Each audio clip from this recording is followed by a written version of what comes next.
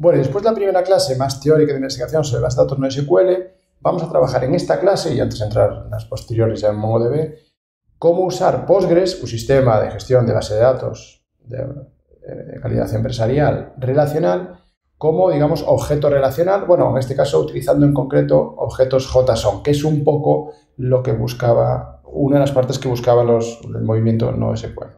Entonces, aquí la idea es usar Postgres, que es un sistema de gestión de base de datos relacional, como objeto relacional, es decir, que puede almacenar objetos. Por ejemplo, Postgres puede almacenar con tipos de datos específicos, XML y objetos JSON. ¿Vale?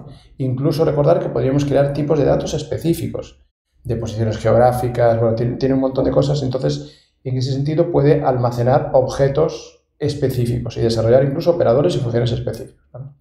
Que esa es su gran ventaja. Y sin perder la lógica de utilizar SQL, es decir, sobre el sistema que ya tiene montado. Y eso es un poco la gran fortaleza, utilizar esto para ese tipo de dato estructurado. La crítica podría venir es que, bueno, si el problema es de rendimiento y demás, a lo mejor para algunas aplicaciones, que el modelo de datos es muy sencillo, pues para qué complicarse la vida con tanto sistema para simplemente utilizar un JSON muy sencillo, ¿vale? Que tiene el DNI, el nombre y el apellido. Bueno, pues para ese caso a lo mejor no interesa. Pero bueno, aquí lo que busco es que veáis que podéis utilizar el tipo de datos JSON. Ahí os pongo el enlace, aunque puede ser más complejo y se puede profundizar, pero básicamente es recordar que JSON es un estándar, además de que es la notación del objeto en JavaScript, que es de donde viene. Hay un estándar en la RFC 7159 que describe cómo es, ¿vale?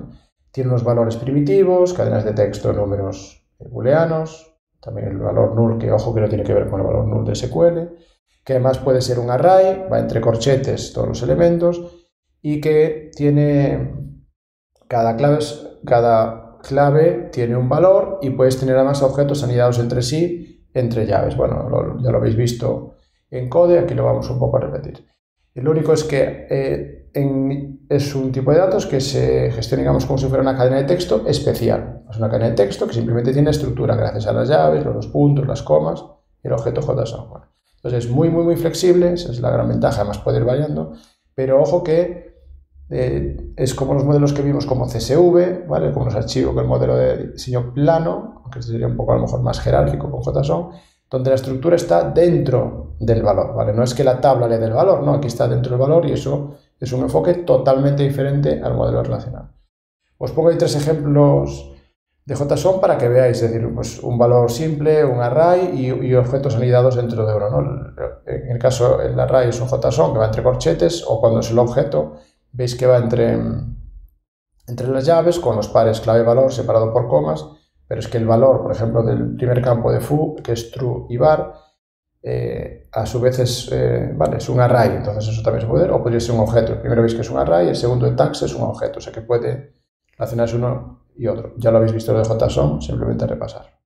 ¿Cómo hace Postgres para usarlo? Bueno, pues para usarlo, primero se utiliza como un tipo de datos SQL normal y corriente, simplemente como si fuera una cadena de texto especial, que va entre comillas, pero puedes utilizar operadores y funciones especiales para JSON. Hay tropecientas mil, os pongo ahí el enlace por si algún día queréis profundizar y demás, pero básicamente aquí lo que me interesa es que hagamos una aplicación muy sencilla y para eso lo más fácil es utilizar el operador tradicional, que suele ser la flecha o el punto, porque yo lo que quiero buscar es cada miembro, cada elemento del objeto JSON. Bueno, entonces, por ejemplo, os pongo ahí 2 ejemplos que he sacado directamente del tutorial. El primero, la sintaxis, que es JSON-B, veis con la flechita integer, es decir, tengo el objeto JSON que aparece abajo, que realmente aquí es un array.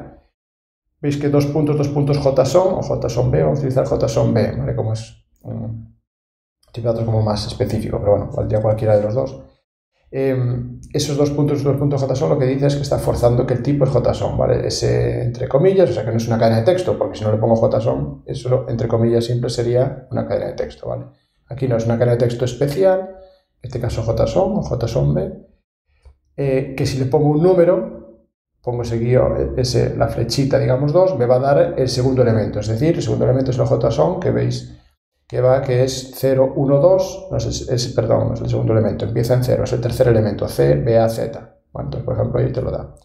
O el otro, que es contexto, que te da directamente la clave, es decir, si pongo JSON y le aplico el operador, en realidad, creo que aquí lo tengo mal porque es el guión flechita, por decirlo así, como flechita para incluir el texto, le pones B, que es la clave, y te da directamente el 2. ¿Vale?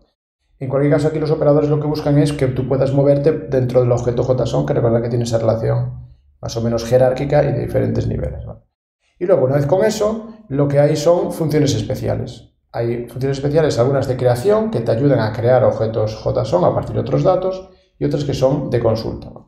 Por ejemplo, os pongo ahí la de toJSONB, es decir, que cojo cualquier elemento y lo convierto en un JSON. ¿Vale? Veis que ahí aparece, por ejemplo, row. Bueno, row es una función especial, no la vimos, pero bueno, creo que se entiende más o menos aquí en el contexto, que es una fila que tiene la primera columna 42 y la segunda es una cadena de texto que dice Fred says set high. ¿Vale?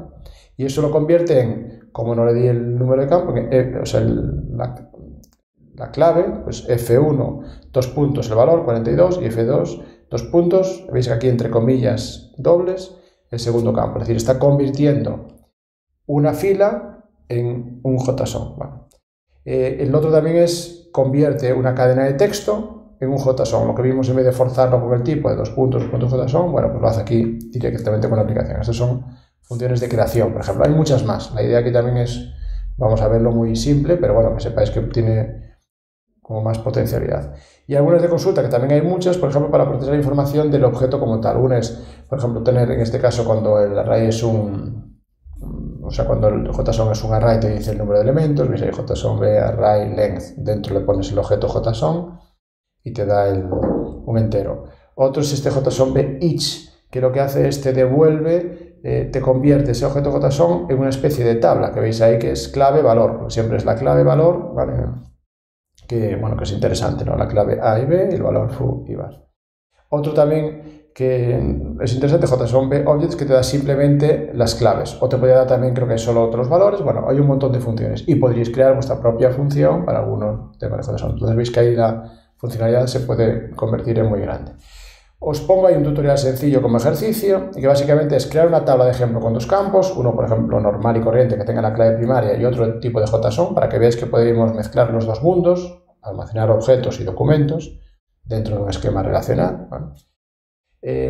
Luego añadir objetos JSON para que veáis cómo hago para insertar. Recordad que la estructura no tiene por qué ser la misma. El objeto JSON, uno de los problemas que tiene, aunque es una de sus ventajas, es que es flexible. Puedes guardar un objeto JSON de una manera y luego otro que tenga una estructura diferente. No se va a meter en eso Postgres. Postgres lo que va a seguir no va a comprobar la estructura como hace una tabla. Simplemente lo va a almacenar. Lo único que hay que cumplir es que cumpla con las reglas de un objeto JSON, nada más. No va a comprobar nada más. Y luego consultar la tabla. Pues en este caso, por ejemplo, una estructura de que representa una persona, pues conociendo el DNI, cuál es la persona, mostrar el nombre y apellido de todas las personas almacenadas, o uno hacer una consulta que empiece por la letra M. Es decir, cómo hacer para consultar ese valor, ese objeto JSON que está dentro de esa tabla de ejemplo. ¿Vale? Es como el tutorial. Explicaré, dice más cosas, no vamos a meter en funciones de agregación, pero yo es sencillo, está en inglés, pero como muy fácil de entender. ¿Vale? Además de un vídeo que os pondré. Yo os propongo también, algo más sofisticado, es diseñar, y así también para repasar un poco, ahora que vamos terminando, una pequeña aplicación de gestión de viajes, muy sencilla, y aparecen los requisitos. Para compartirla vamos a utilizar también para MongoDB, por lo tanto yo creo que es interesante a lo mejor tenerla, y es crear una base de datos utilizando Postgres como objetos JSON, a ver si somos capaces de implementar el módulo de datos para esta aplicación y hacer consultas, ¿vale? Como algún ejemplo. Y con eso yo creo que veríamos también el uso de JSON en Postgres y ya saltaríamos a utilizar una base de datos no SQL pura como sería MongoDB.